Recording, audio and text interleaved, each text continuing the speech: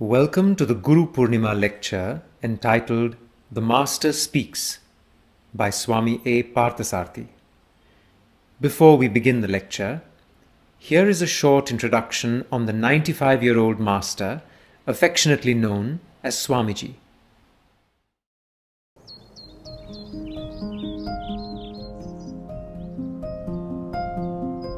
Living is an art, a technique, a skill.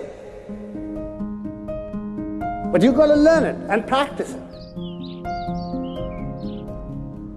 That's what the wisdom all about.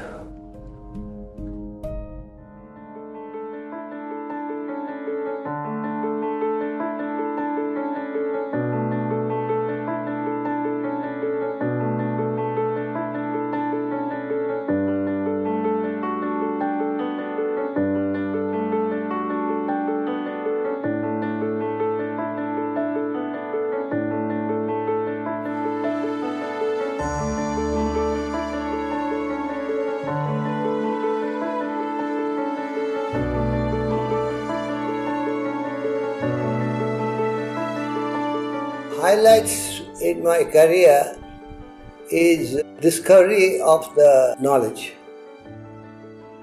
It's deeply embedded in the Upanishads, the Bhagavad Gita, and it took quite a while to understand what they're saying. And when I understood it, how practical it is and how important it is to live these principles in life, that was the highlights. I understood and I want to give it to the world.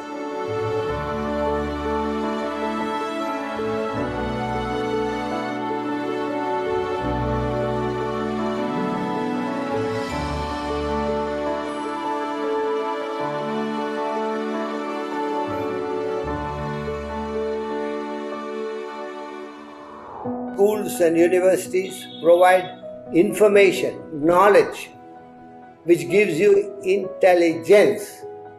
Vedanta Academy is the only academy in the world which provides you a way to develop the intellect.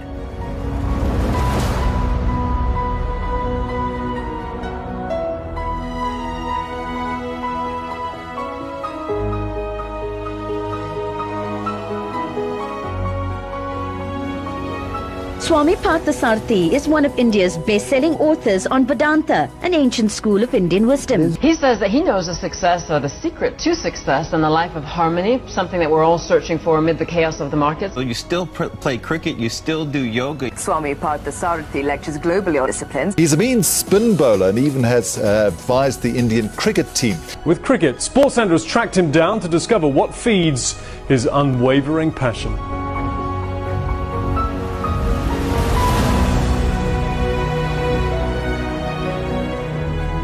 Mental health that creates physical fitness. Cricket is one of the few things that I do. I've been doing yoga and exercises which keeps you fit, but that will not bring about mental fitness. Mental fitness is only with the intellect. Intellect controls the mind, mind controls the body.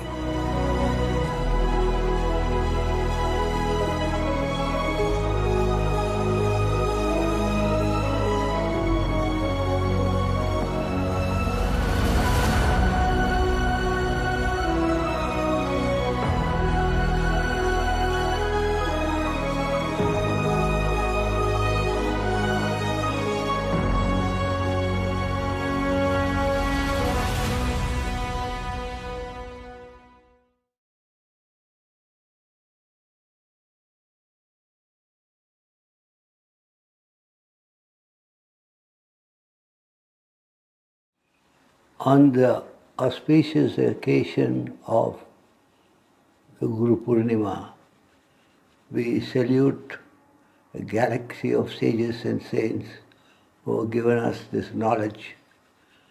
Without this knowledge, it's impossible for us to live. People know it partly, people know it fully, but we all know the message given by the saints.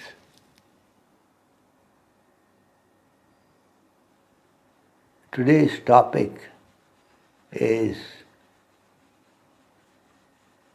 the Master Speaks. There's nothing that I need to speak. I have got only to repeat what the great masters have said. And nothing new, nothing different from what they said. And what they said is, we are too involved in the world.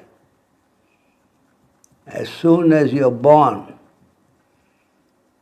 your eyes start recognizing people.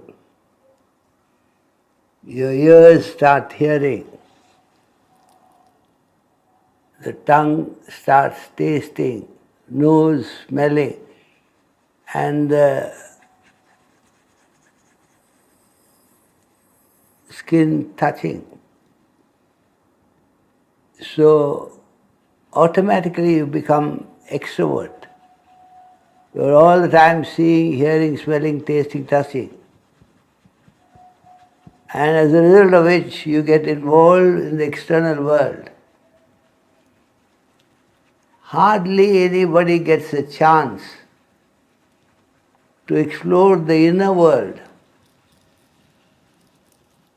What is within us? Without knowing that, all efforts put by mankind is useless. No other creature can do it except human beings.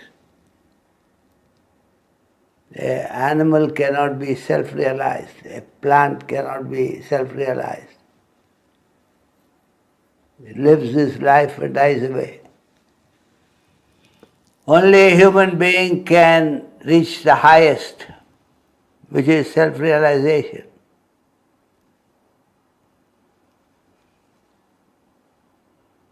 Human being is made up of a body, mind and intellect. These three equipments are enlivened by the supreme consciousness, which is called Atman in Sanskrit.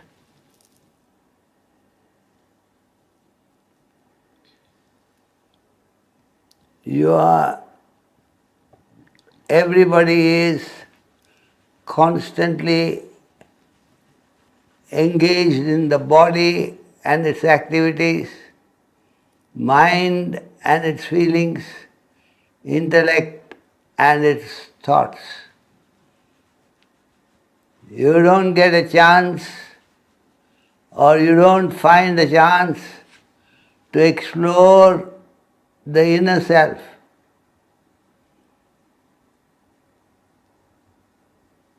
So, your progress in life depends upon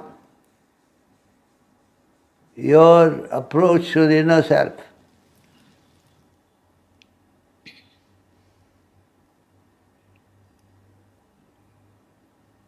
We have started an institution here in Malavli. It's called the Vedanta Cultural Foundation, where we have got a set of students from all over the world. And I've been telling them the same thing I'm telling you now.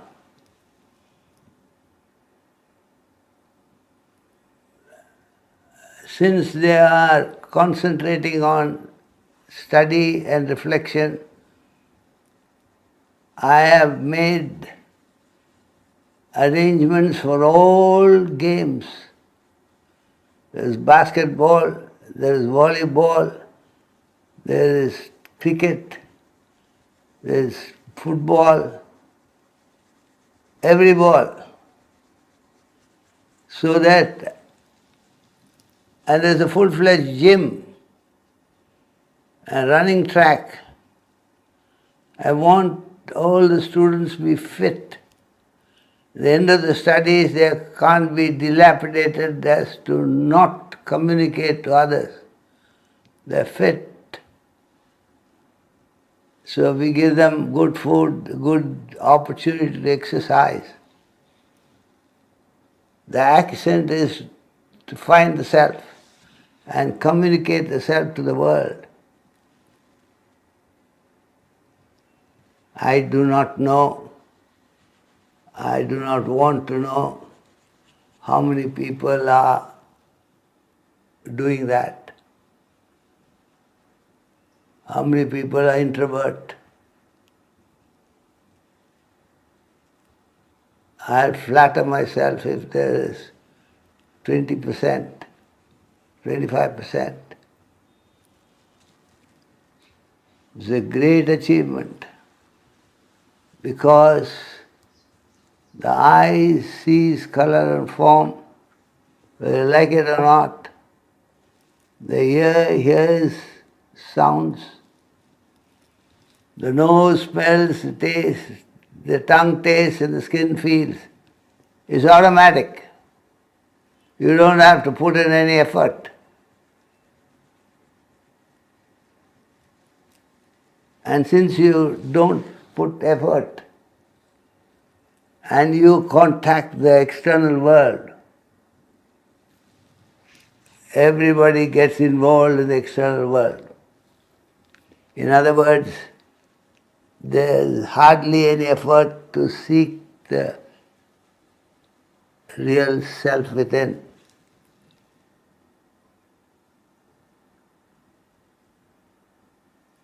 Galaxy of sages and saints have emphasized on that and said, oh man, you're lost in the quagmire of perceptions, emotions and thoughts.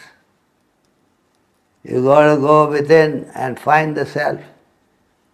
Time and again the masters came, they gave out the Upanishads and the literature for us to learn this truth.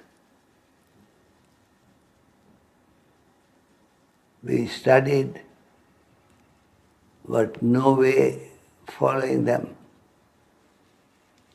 I'm not a pessimist, I'm telling you the reality of life.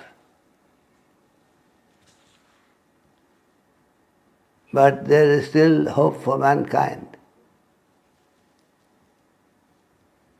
We must plunge into the self and find it.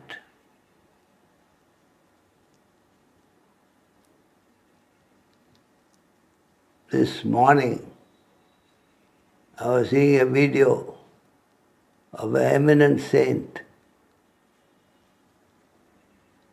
Everything there was external.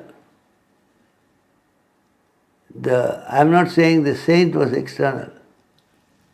People looked at it externally.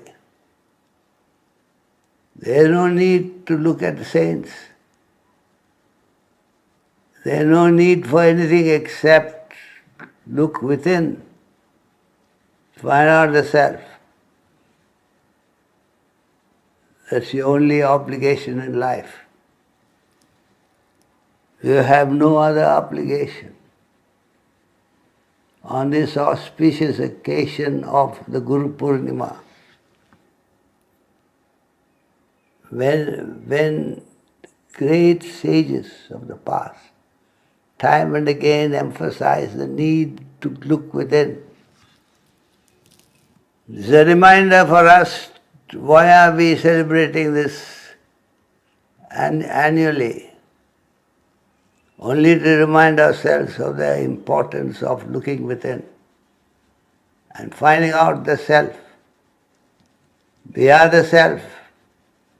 The body, mind and intellect is given to us to find the self. Only human beings can do it. As you know, there are three types of creatures: plant, animal and human. Plant has only a body.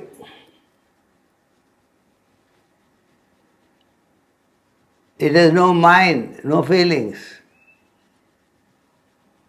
and certainly not an intellect.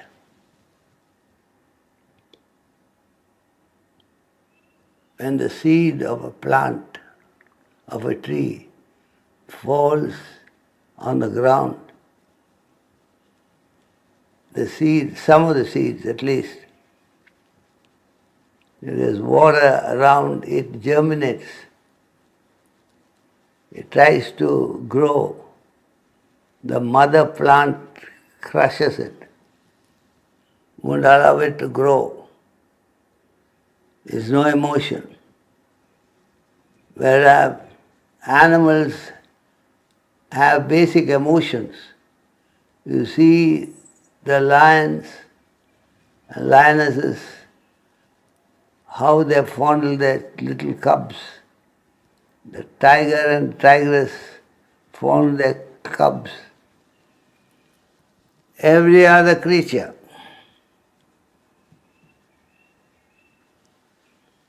except a human being who is designed just not to fondle the cubs, the little ones, but to find the self.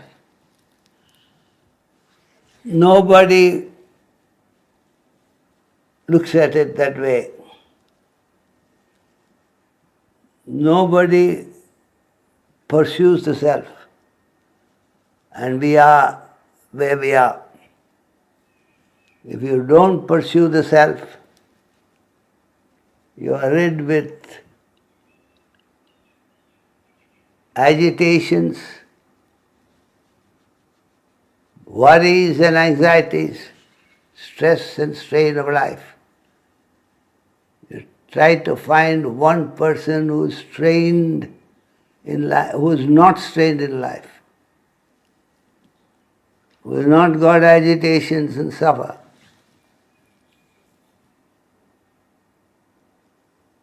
I am not a pessimist. I am telling you the realities of life. If you ask a couple or a family, why are you fighting like this? They'll say, if you have a wife like mine, if you have children like mine, you will fight. This is the general talk, general feeling.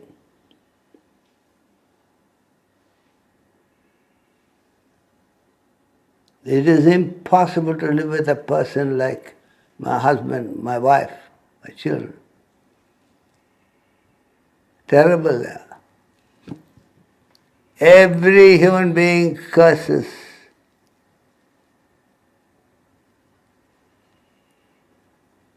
Curses and curses the family because they feel themselves most sacred, most important. Nothing is wrong with them, everything is wrong with everybody.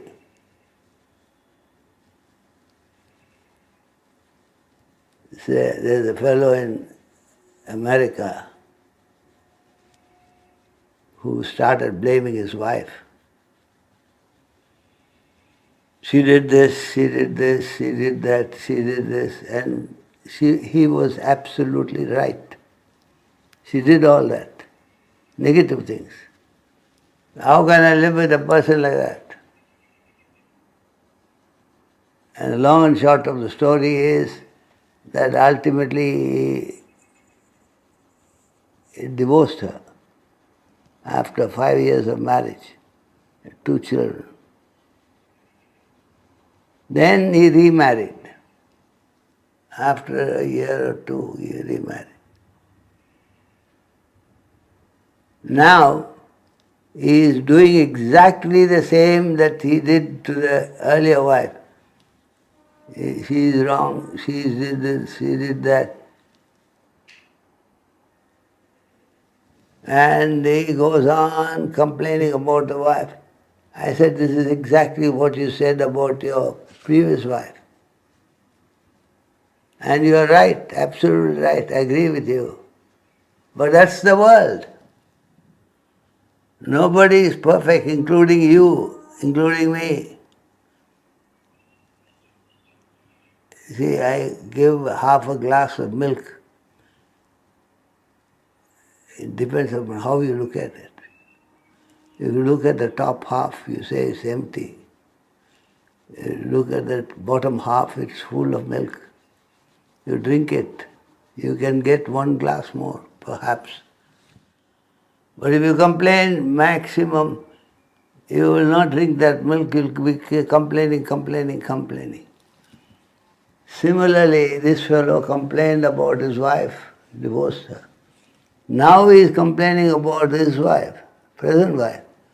And it's a question of time he'll divorce. Now, friends, what I want you to understand is, if I were to follow your argument, you're absolutely right in finding several faults. Similarly, I would find your wife absolutely right in finding several faults in you. So am I. I have several faults. So it depends upon whether you're looking at the top glass of the wall, top of the glass or the bottom glass. If you look at the top, it's empty. Look at the half glass, it's milk. So it depends upon where you look, what you derive. So today you understand, very auspicious day. You must understand one thing. All that the scriptures are telling us is in one sentence I will explain to you. You follow that, you have no problem. And that is, you will be you. I will be I. He will be he. She will be she. You want he to be me, and me to be she, and she to be you. Impossible thing you're asking. Each one will be what he is. A tiger is a tiger. A lamb is a lamb. You cannot complain that a tiger is all the time ferocious, attacking, eating away other creatures. That's the nature of a tiger. Tiger will be a tiger. A lamb will be a lamb. Easily victimized by the carnivore. No protest. So if you understand that, you have no problem at all. You will be you, I will be I, he will be he, she will be she. No problem. But you want you to be she to be he to be me. You have all the problems in the world. Is this the question of how you look at life? Look at the world. It's not the world that's wrong. It's your perception of the world.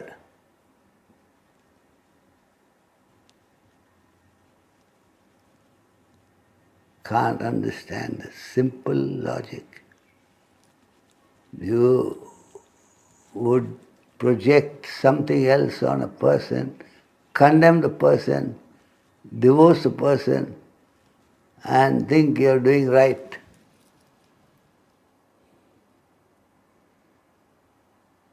I'm not saying you should live with a person who has faults. If a person is a terrorist, you understand a terrorist will be a terrorist. Now whether you want to live with a terrorist is a different question. You'll be right in separating from him and finding another partner. In this case, you can't live with a terrorist. How far can you go is the question. But you can't expect a lamb to be a tiger to be a lamb. That's the whole problem that people are facing. I want others to behave in the way that I think is right. Now whether you are right or not is a different question. Invariably you are not right. You need to change. You got a long way to go.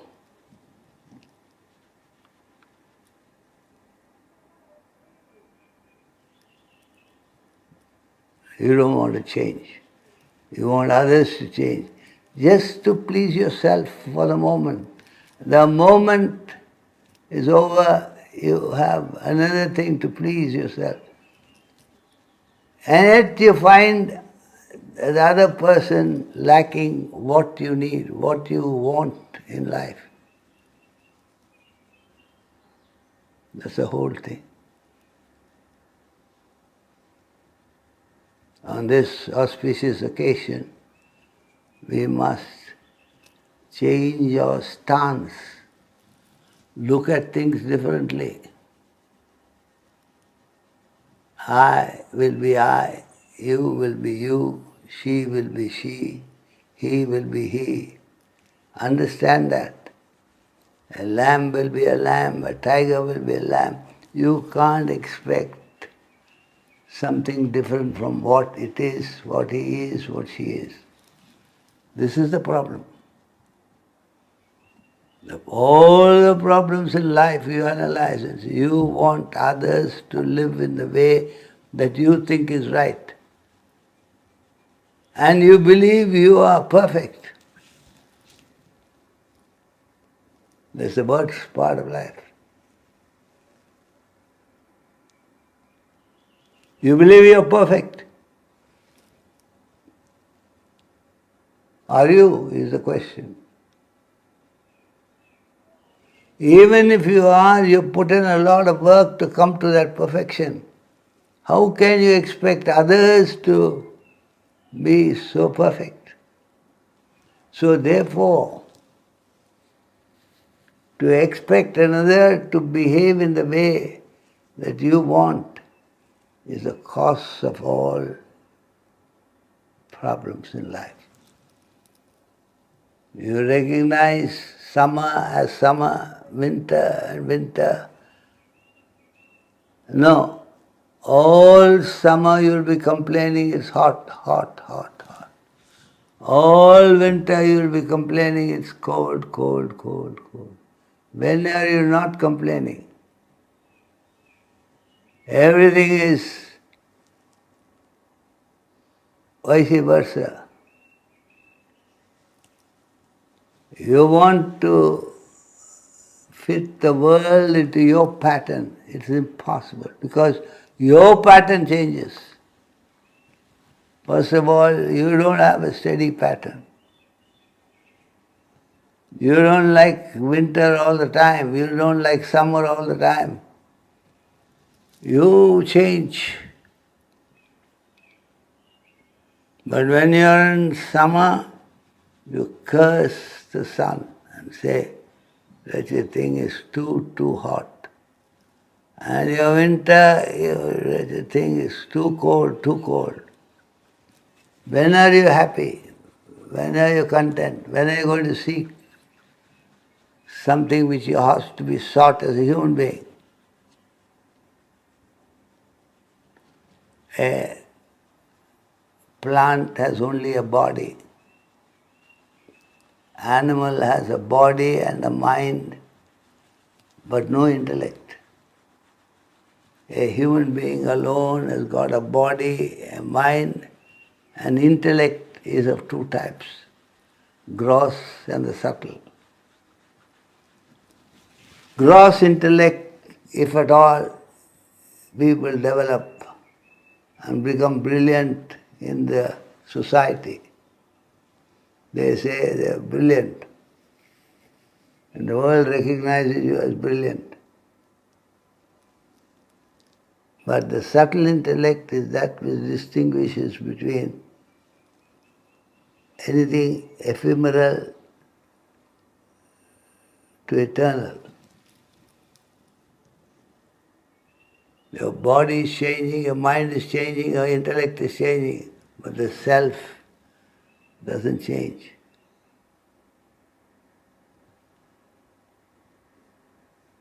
The camera that you are using reproduces everything in front of it. You change the pattern,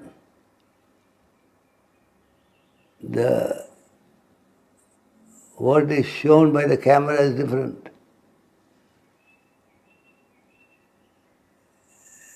And different things you show please yourself. But the camera is the same. The lens is the same. Similarly, yourself is the same. Your body changes, your mind changes, your intellect changes. But you never change. The self remains the self. You've got to recognize that. You've got to understand that. You've got to pursue that. You're pursuing the body and its perceptions, emotions, and you go after the mind and you get caught in the emotions. Go after intellect and you get caught in the pros and cons of life. Never have you attuned to the self, which makes your perceptions, emotions and thoughts available to you. You are not capable of seeing, hearing, smelling, tasting, touching. You are not capable of feeling emotions, not capable of thoughts, unless the self enlivens it. You have forgotten the self, you are caught up with perceptions, emotions and thoughts.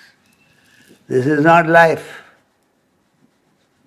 Once a year this great galaxy of sages and saints come and tell you this, that you are not the body, you are not the mind, you are not the intellect. You discard them, pay little value to them, what they say, and you go about seeking your fortune in the external world. Name one person who is satisfied with the world.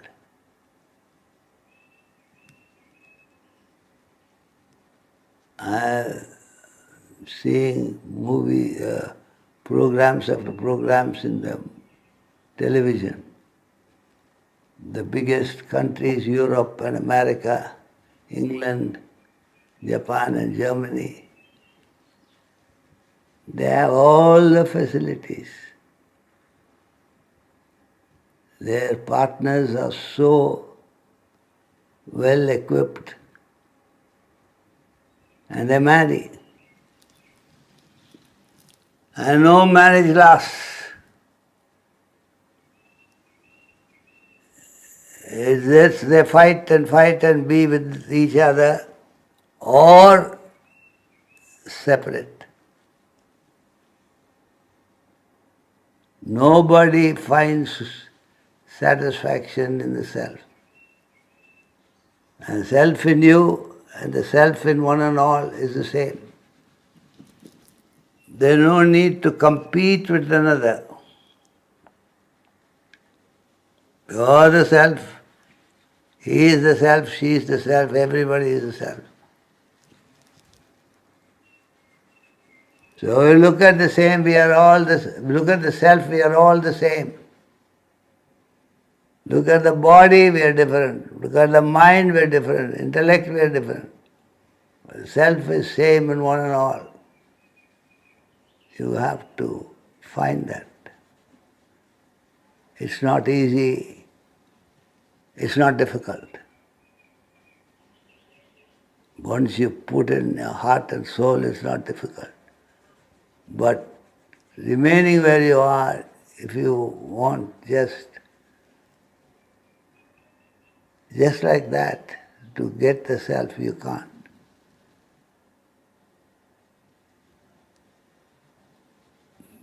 Beyond the body, beyond the mind, beyond the intellect lies the essential self.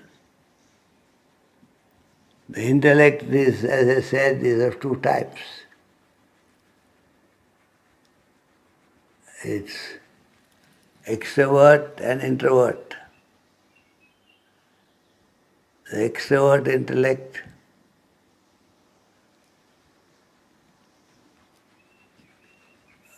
weighs the pros and cons of the world and runs after the world. The introvert intellect, what is the self, what is not the self.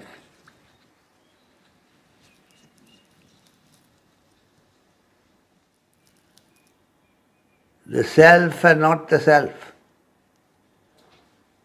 They are all the time engaged in not the self. The body and its perceptions, the mind and its feelings, the intellect and its thoughts. Never go within and find out what illumines them all. So how many books should I read? How many lectures should I listen? You don't have to read books. You don't have to hear lectures. You just got to understand the self within.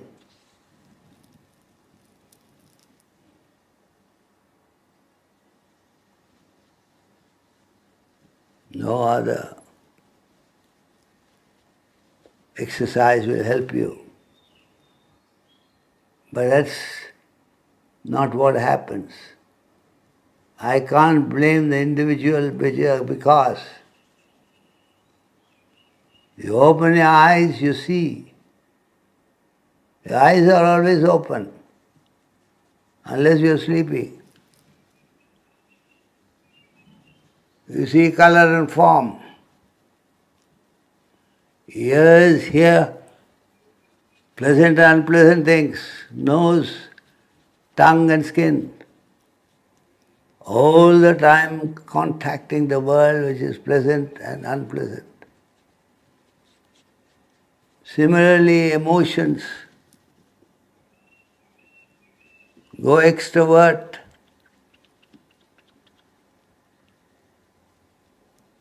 And go through pleasure and pain. The intellect constantly analyzes the world and finds out what is good, what is bad, what is right, what is wrong.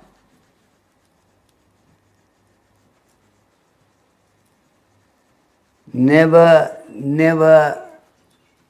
are you looking at what makes you see, what makes you think, what makes you feel.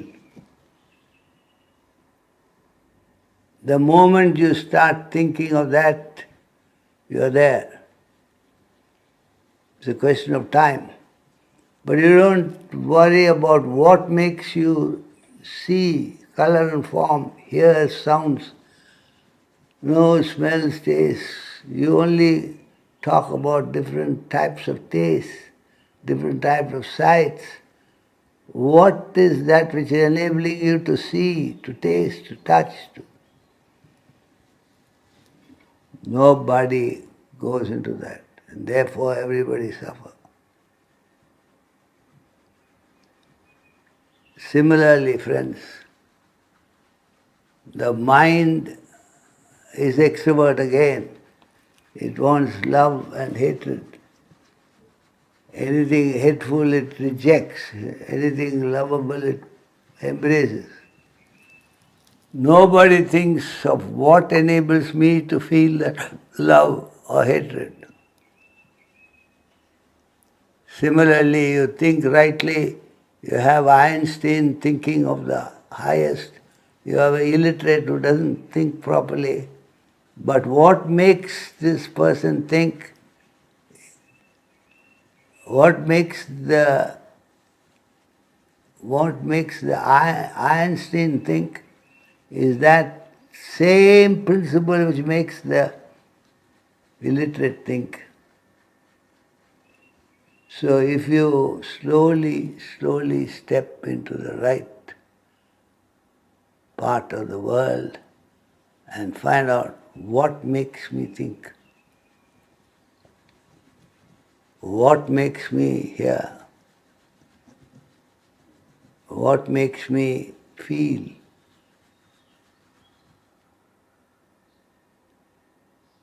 you're on the right track. From now on, don't worry, you just want to read what has been written by others. So you read to this extent that it helps you to understand this.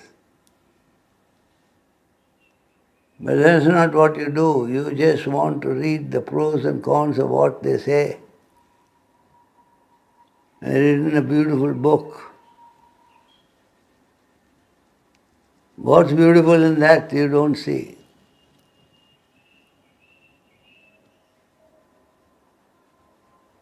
So, get to the source.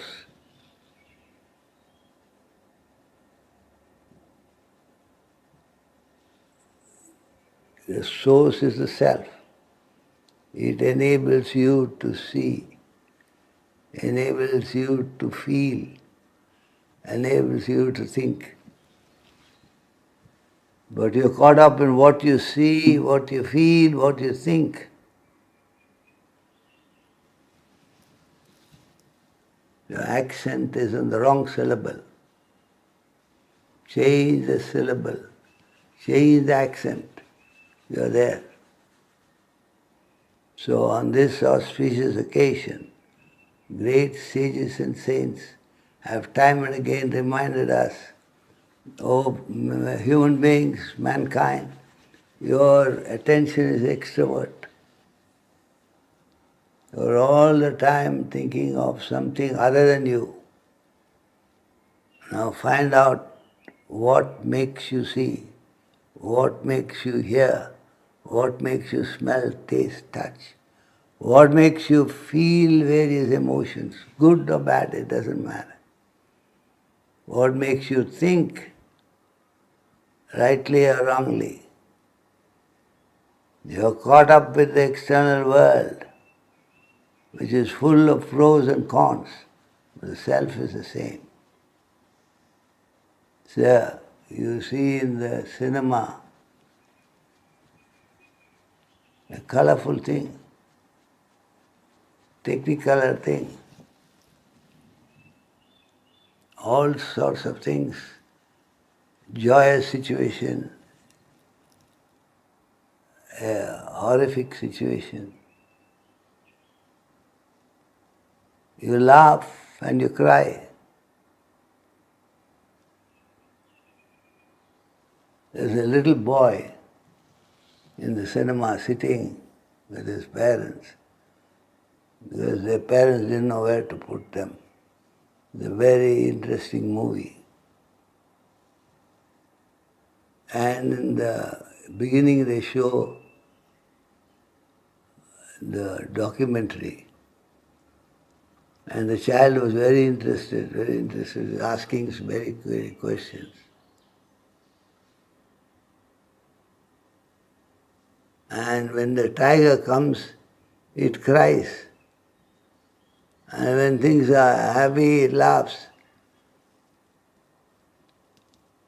And the parents say, look here, why are you crying?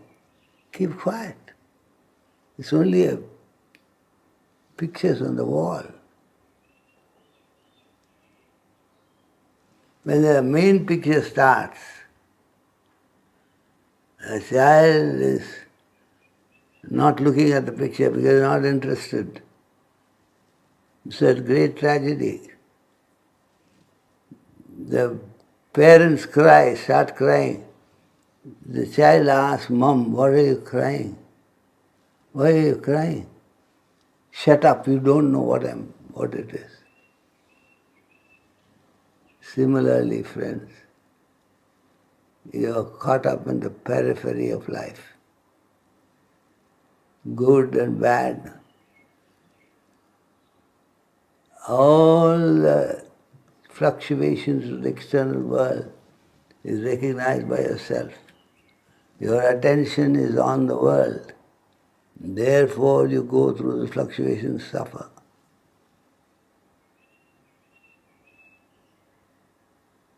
Go inward.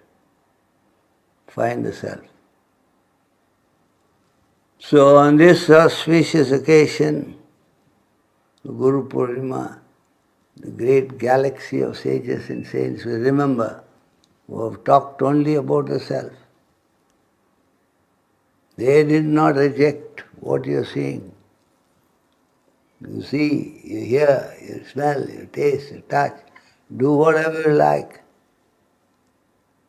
But in and through, you must try to understand it is the self that is helping you to see, hear, smell. Without which you can't see, you can't perceive, you can't feel emotions, you can't think thoughts. That which enables you to perceive is that which enables you to feel emotions, is that which enables you to think thoughts. You are caught up by the perceptions, emotions and thoughts. Go beyond it and see the self within. All that I've been speaking is easier said than done. How will you switch on to the self? You're all the time involved in the world. To pluck your attention from the world and put it on the self is almost impossible. Therefore, the method now we adopt is to do the e-learning. I have started a ashram in Malavali called the Vedanta Cultural Foundation, where I train students. But I know I can train only students of certain age. I can't take old people. And the number of people is 30, 40 compared to millions and millions of people all over the world. So how do I reach them?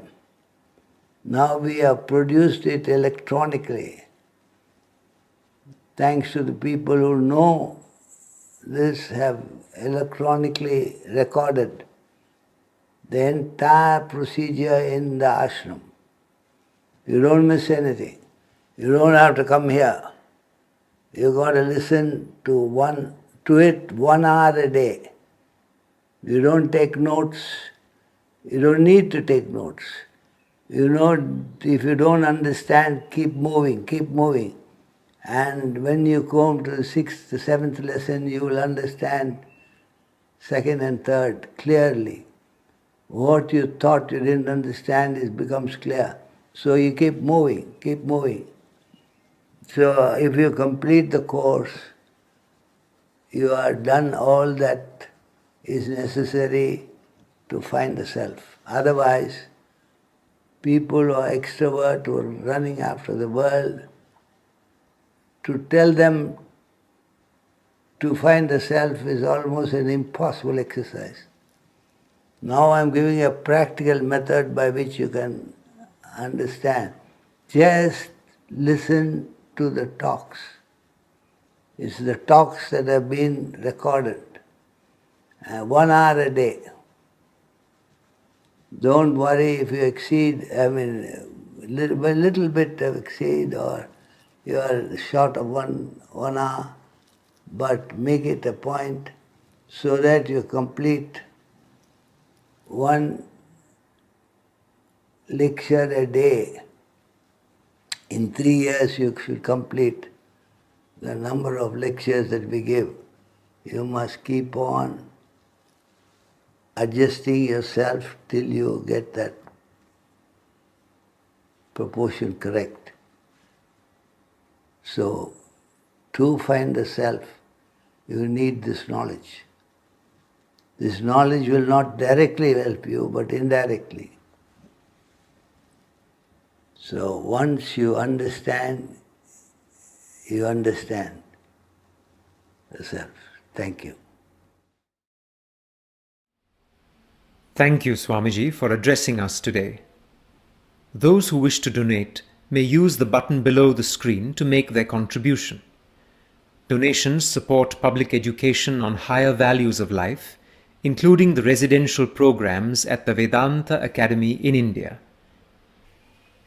Those interested in pursuing this knowledge further may choose from the following avenues of study. The first is the 3-year structured course on the ancient Indian philosophy of Vedanta at the Vedanta Academy for students between the ages of 18 and 30. There are also short-term retreats for students and adults. Regular study classes based on Vedanta texts are facilitated worldwide by alumni of the Vedanta Academy and are open to all. Recordings of the Academy classes by Swamiji are available online as the following e-learning courses. Over 65 years, Swamiji has written 12 books, providing a comprehensive manual for life and living.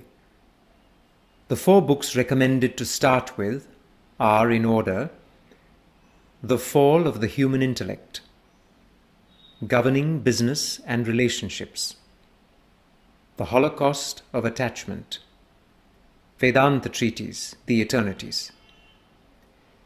The above books are also available as e-books on Kindle, iBooks, Google Play Books, and Kobo. All of Swamiji's 12 books have recently been combined into a single volume entitled The Complete Works of A. Parthasarthi. This latest compilation is now available on our website.